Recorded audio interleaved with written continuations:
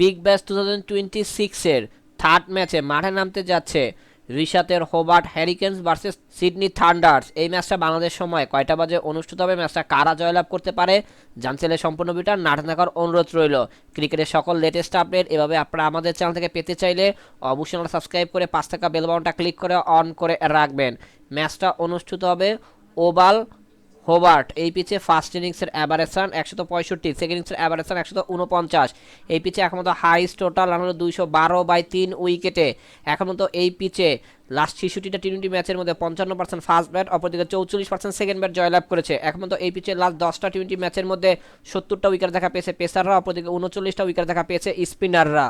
Weather update, match চলাকালীন সময় তাপমাত্রা থাকবে 12.1 ডিগ্রি সেলসিয়াস, বৃষ্টি হওয়ার চান্স 62%।